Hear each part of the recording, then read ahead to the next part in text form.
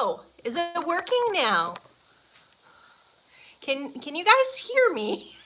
Can you see me? Please type something.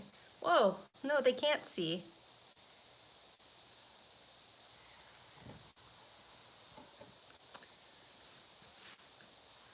Oh. Oh wait, is it going to an ad now? I'm so confused. Oh wait, is this working now? Am I trying to get the good signal? Can you see me? Wait, I can see myself on this, so I'm thinking you can see me. Oh, you can hear me. Okay, sorry about that. Whoa.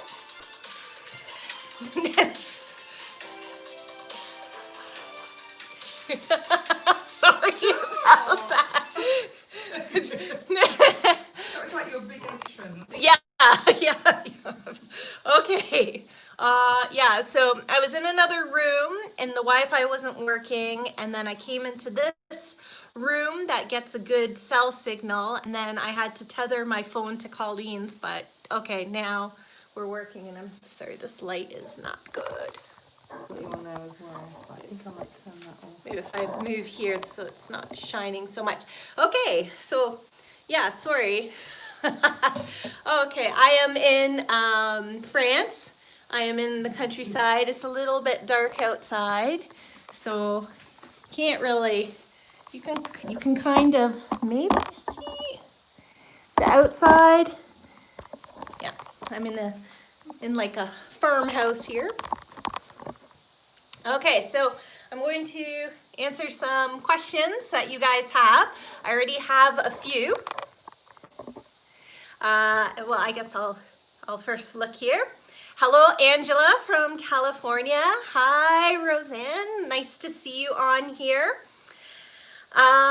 Doo-Wop, David and Moose, New Hampshire. I was supposed to be there this summer. Appalachian Trail fail, unable to go.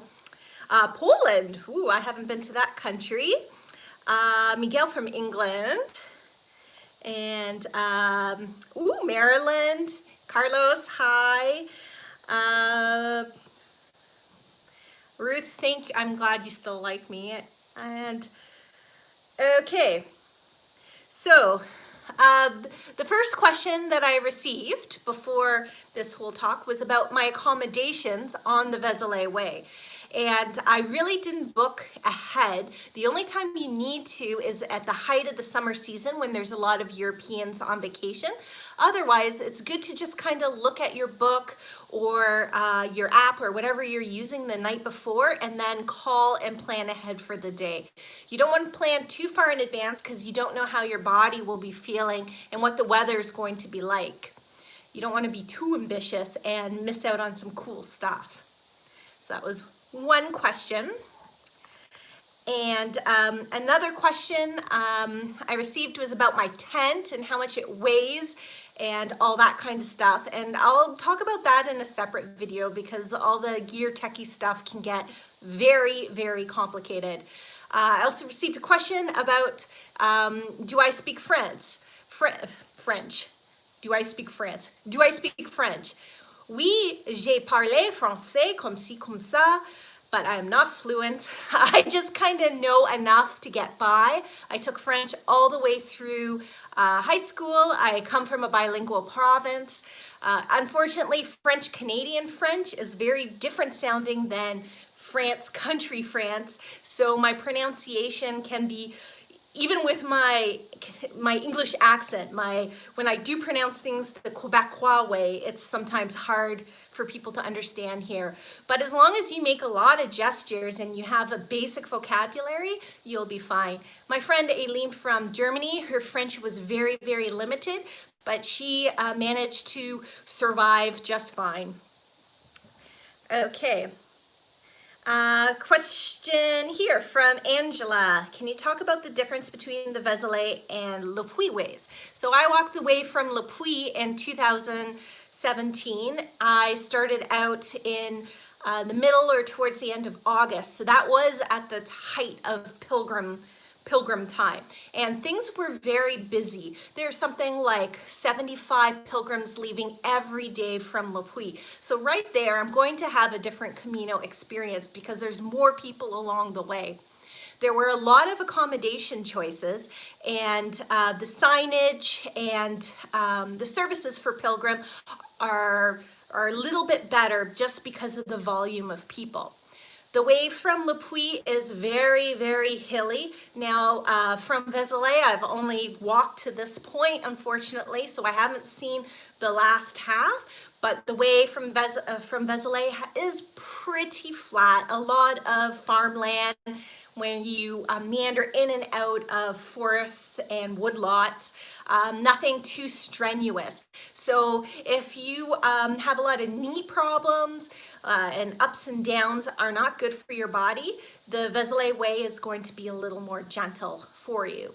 In terms of the history and what you see along the way, both are historic routes, both have fabulous churches and cathedrals, but the way from Le Puy does have some larger cities and bigger things to see. There's more sights, but I enjoy both. Well, I haven't seen the last half, as I mentioned before, but I'm sure I would enjoy the last half of the Vezelay Camino also. Ingrid asking how my arm is. Well, my arm was swollen for a number of days. The swelling has gone down, and I just have like the scratch where the teeth went in and still a little bit of bruising. It was pretty bad for like maybe the first 12 hours after it happened, but then my body started to heal and settle down. And Aileen, you're on here.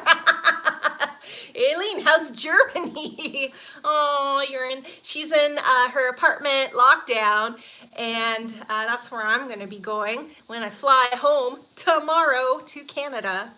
Oh, miss you, Aileen. Janie, are you able to go to the grocery store? So, hold on 1 second, and I'm gonna show you this form. I'm just gonna like run through 2 rooms, and I'll be back in a flash. Actually, I can take. No, I don't. I'm afraid I'm gonna get untethered. Just wait a second. Okay,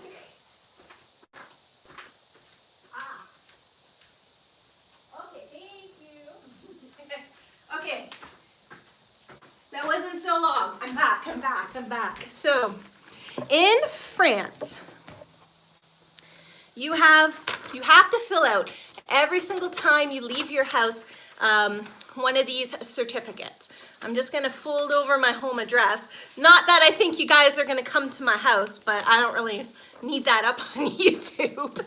So your address and your name is at the top, and the forms are available in English, and you have to check off the reason why you're leaving your house. And so there is one here for running necessary errands to purchase items for professional activity or basic commodities. And so that would be your grocery store run. They don't want you going to the grocery store just to grab something quick, like a carton of milk, and using that as an excuse for going out. They really want you to be doing one big shop at a time. And then the other thing I've checked off on the form here before was that individual outdoor exercise. So only members of the same household can go out together, and you can only walk within 1 kilometer of your place of residence and for 1 hour. So Colleen and Jerry have a nice little circuit they call the White Walk, just out behind their house, and it takes about an hour, and then you climb up through the forest to the top of a hill, and then you come right back down the other side, and they measured it, and it's within the 1 kilometer boundary. So we've been doing that every day for our daily exercise allotment. The hardest part is remembering to fill out one of these forms every time. But if you get stopped by the police and you don't have one, then you have to pay a fine. I think it's 135 euros. And then if you get caught a second time, the fine increases. And the third time, it's something like crazy, like thousands and thousands of euros. So you have to respect the laws and what's happening with their lockdown. Okay, questions here. Did you need anti-tetanus injection for the dog bite? So after it happened, the woman who owned the dog, she wanted me to come to her house so she could dress the wound, but I was just kind of really flustered. I also didn't want to go near her and her dog because I didn't want the dog to bite me again.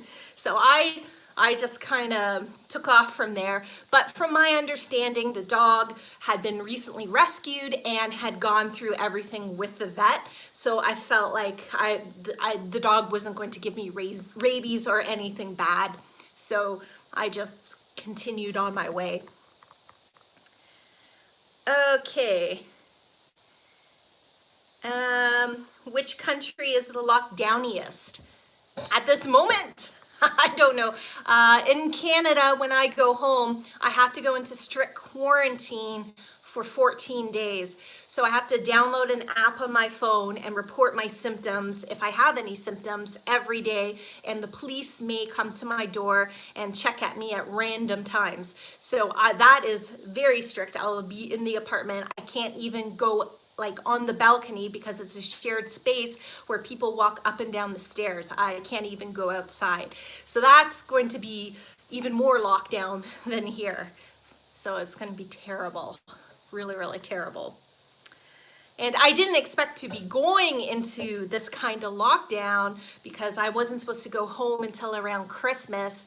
And they're doing a trial in one of the Canadian airports where you can take 2 COVID tests in lieu of the 14-day lockdown. So I was hoping that was going to be ruled out by Christmas.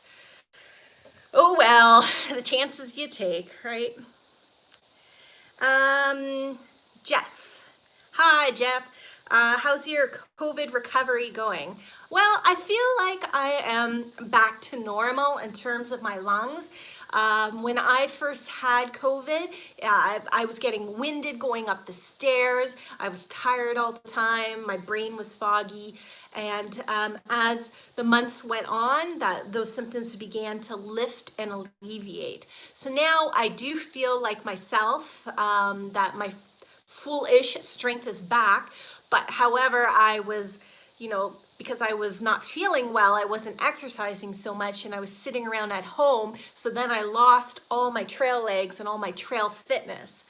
So it's still been a little tough for me getting everything back.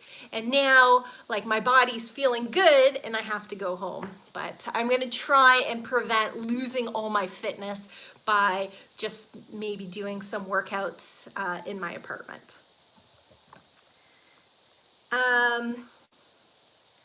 Planning to finish the walk after the virus crisis ends. Father Jeffrey.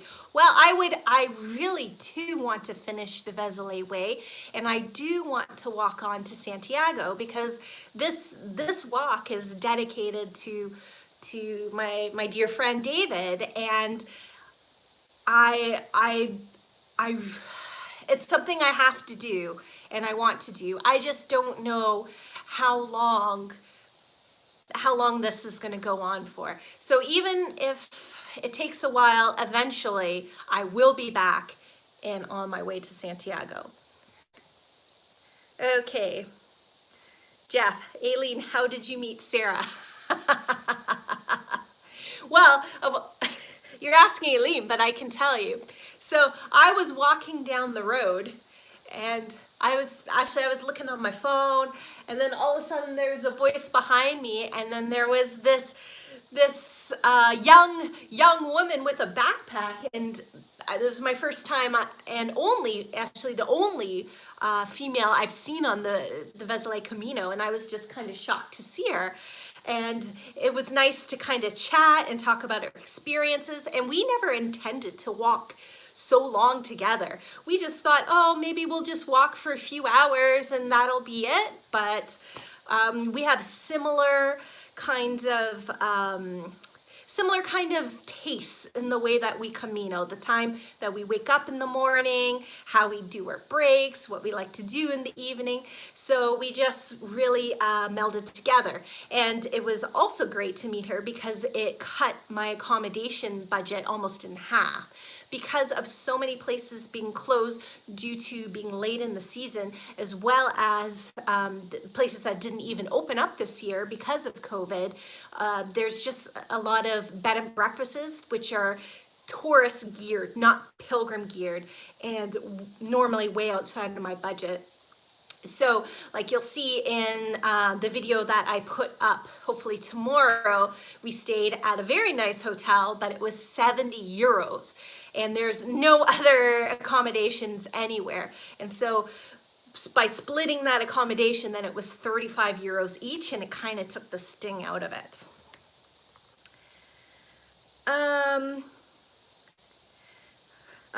Rizin, will you be in quarantine even if your test is negative? Yes, it's the law. You come home, 14 days of quarantine, whether you take a test or not, unless you go in through Calgary Airport and they have that special trial. And what was the best beer on this trip? Question from Jeffrey. Oh boy.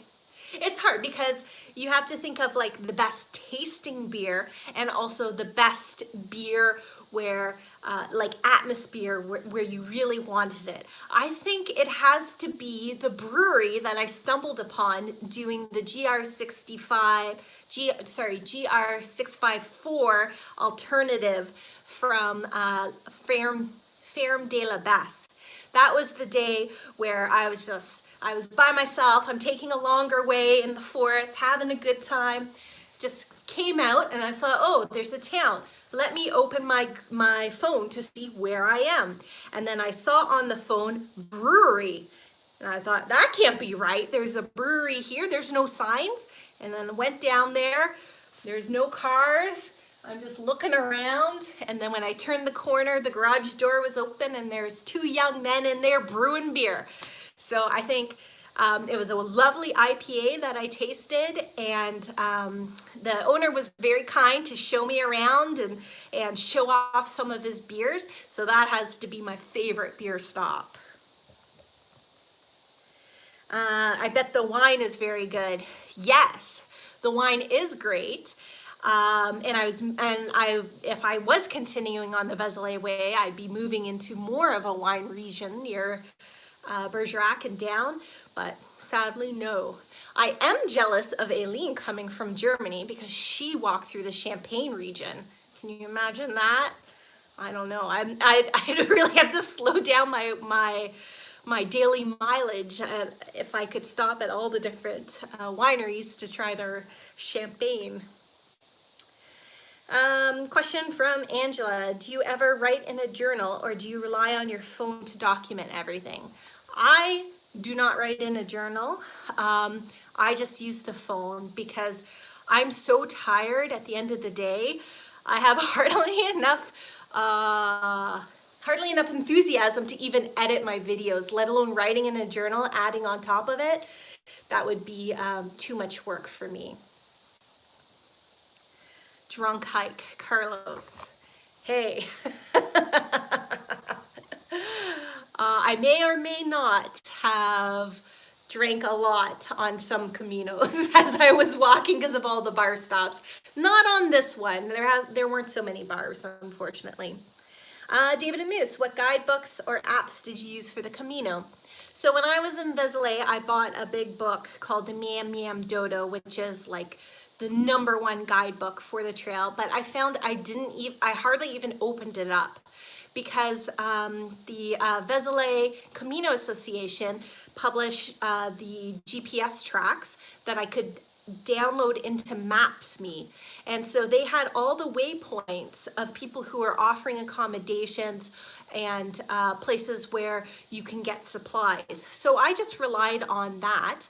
And then they also published a PDF that was up to date. I think it was came out beginning of October that listed all the places that were open during COVID. So I would just look at the PDF and figure out what places were open to plan my day. But the Miyam Dodo is a great book if you're more a visual person and you want to look exactly at like the lay of the land. It was just so heavy and it was raining all the time. So I kept it safe like inside my backpack. So when it was raining, I didn't want to open up my backpack, dig for a book and bring it out. I use Miyam Dodo for Le Puy. Yes, I use Miyam Dodo for Le Puy as well. Another problem with the Miyam Dodo book this year was that it was published prior to COVID stuff. So a lot of the places listed in there didn't open up, and would have just been a waste of time if you had to try to call each one to see if they were available to house pilgrims. Any more questions? Any more questions? Now's your chance to ask me a question. Type something.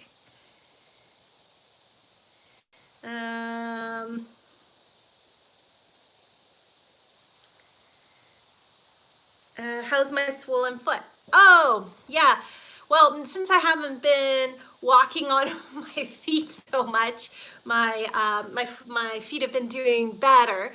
The reason why I was having such sore feet was because there's a lot of hard surfaces, and I hadn't been doing long walks in Canada before I came.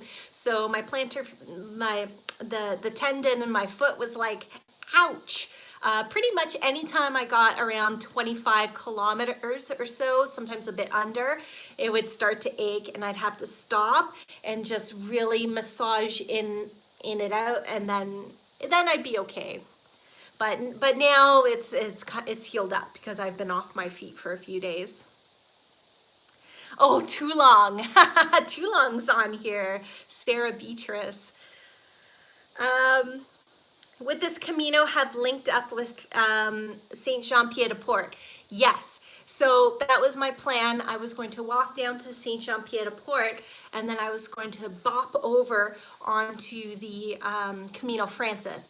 But I didn't want to walk the Camino Francis because I had walked that way before, so I was going to take a slightly different route to see some new things on the way to Santiago. Do you ever get lonely when you're hiking alone? No, I don't get lonely. I do appreciate company if I'm hiking with someone and we mesh well together. But if I need to be on my own, I'm fine with it. I have a lot of things to think about in my head. And I don't know if you notice, when I am walking by myself, I usually film more because I talk to the camera, and then I feel like I'm having conversation with you guys as I'm walking. So I'm never totally alone. Important question, how much mud on the Camino? You know, not so much.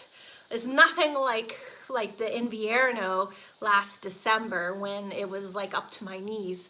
Here like rarely did my shoes get muddy. Only a few times they got a little bit wet from mud, but no problem at all. And how much does your pack weigh? I was carrying a little heavier stuff. I weighed it on a scale, and I think it was 11 kilograms. I don't know what that is in pounds, but yeah, that's with like my water and my food and stuff in there. I could have lightened up, but I just kind of threw stuff in. I wasn't too concerned about having a super light pack on this way. Compared to the Caminos in Spain, how is the infrastructure in France? Shops, supermarkets, and bars. Well, the bar culture is totally different than Spain. If you want to eat, you need to arrive between 12 and usually 12:30. If you arrive close to 1 o'clock, they usually say no, you can't eat. So I don't like that part of it because I never exactly time out where I'm going to be at lunch. But if you want to have a hot meal, then you have to plan ahead, and that's really annoying. Things are more expensive. The coffee is not as good as in Spain. I really miss the cafe con leche. Coffee's okay, but I've also had some really terrible coffee here in France. Supermarkets are a little bit more expensive. I found that sometimes it's the best value is actually eating out at lunch, because then you can have a set meal with your appetizer, entree, and dessert for one price, compared to if you went to a supermarket and you're going to cook, you have to buy everything individually and then it costs more money. How many communal trails are there? 1 million. I don't know how many there are of the official sorts, but pilgrims used to start from their front door. So anywhere there's a house potentially could be the start of a Camino. There's more and more routes that are getting recognized. Sometimes regions just kind of say it's a Camino route. They just take an existing hiking trail and stick a few shells on it, but it may not be anything historic and there may not be any pilgrim accommodations. But there's like in France and Spain, there's at least 20 major routes, let's just say. Question, will there be videos of your summer Ontario walks? I do have them. I do have them on my, in the cloud, possibly. I'll reach into the archives, but those walks weren't really like that fun. There were some cool things, but some of my summer Ontario walks were a little bit disappointing. Will your mom prepare your apartment with groceries and need items? No, because I have Daryl and Daryl's at home, so everything's fine there. And Roseanne, you're asking about my iPhone. It's kind of hard while I'm showing you I'm on my iPhone, but I can show you. Sorry. So this is like my selfie stick that also has a tripod bottom, and it has a remote, so I can set up the stick and then take a photo from far away. So that's what I am using on this Camino. I just bought it before this trip, so it was my first time trying it out, and I like it. It's heavier than the last selfie stick, but the tripod part really helps. Especially when I'm by myself and eating dinner, then I can set up my phone and watch Star Trek. So that's good. And where have you stopped finally in France, and how far have you walked from Vezelay to get there? My last stage was to Saint Astier, and I don't know how far it is from Vezelay. I never pay attention to how far. I only look at that day, how many kilometers to go. I haven't been keeping track on how far I've walked. I don't know. Where does one get the track for the Vezelay for Maps app? So it's on the Vezelay Camino, the Friends of the Camino website, I believe. Later on, I'll put the link in this chat, in the video description, and then you can download it to your phone. Would you ever do the Camino Labaniego? Yes, I will do all Caminos. Eventually. I hope, one day. Labanero. Yeah, Colleen did that one. She told me she really liked it. How do I say that? Labaniajo. Camino. Okay. Bonsoir, Sarah. Ready to catch your flight? No, I haven't packed. I have to take the train at 6:30 in the morning tomorrow to Charles de Gaulle Airport. That sucks. Cold at night? No, it was about like, I don't know, like 10 degrees Celsius at night. That's not bad. No problem at all. Watch out when speaking about France. Oh, what about France? I love France. I just don't like, I can't eat eat lunch at 2 p.m. I'm hungry when I'm hiking. Very true. And the coffee isn't Yeah, and I'm not a big fan of the coffee, but I am a big fan of the other food. Oh my goodness, the desserts in the bakeries. Okay, when I go to a bakery in Canada, usually it's okay, it tastes kind of stale, but here, when I go to a bakery, everything is prepared fresh, from scratch, with local ingredients, and tastes just absolutely amazing. Also, the cheese. Cheese is very important in France, and cheese is very expensive in Canada, so I have eaten, I think, enough cheese to last me until next year. So, the cuisine in France, mwah, top notch. How good is my French? No, not good. Not the best.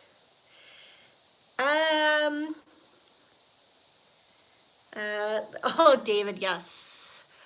Live long and prosper. Which Trek are you watching? I am doing a rewatch at the moment of both Star Trek Voyager and Star Trek Enterprise concurrently. So the ratio of 2 Voyager episodes to 1 Star Trek Enterprise episodes. And pain au chocolat or chocolatine? I usually get the pain au chocolat. And, okay, Michael, question about going to the Via, I can't pronounce this. I have such a Via Francina. Francina. Thank you, Colleen. Yes. So the Via Francigena is not a way to Santiago, it's a way to Rome.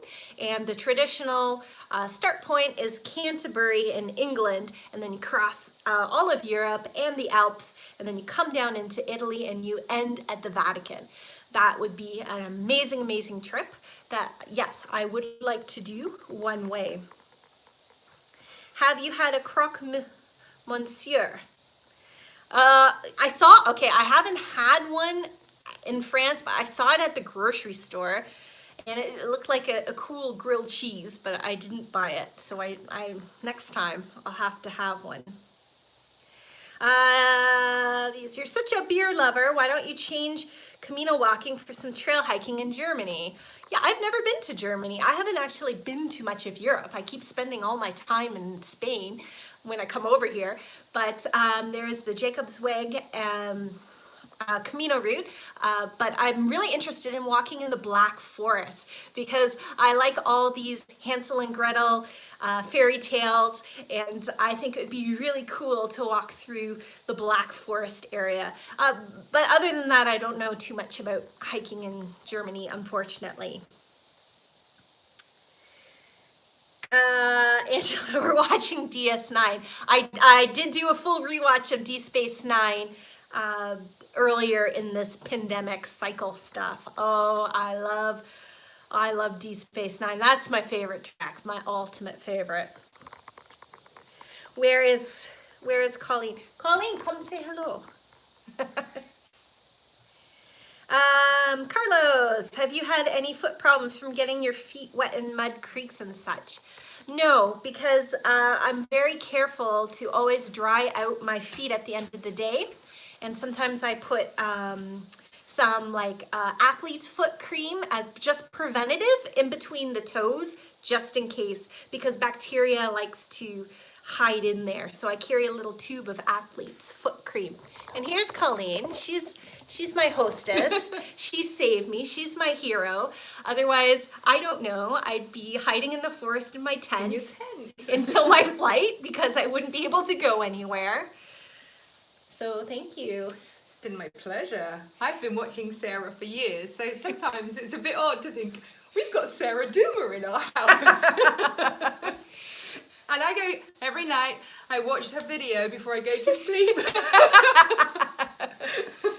And Colleen does make fabulous meals, I have to say. Aww. She made a tartiflette which was something I'd never even heard of before, but it's full of potatoes and cheese. What's Really not to nice. like? And Colleen, what are you making tonight? Tortilla patata There we go. with wine. A way to end your sort of, you didn't get to Spain, but you can have a tortilla. Yeah, Spanish night at Colleen's.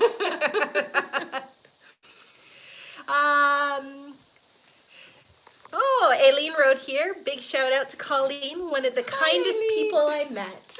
Aww.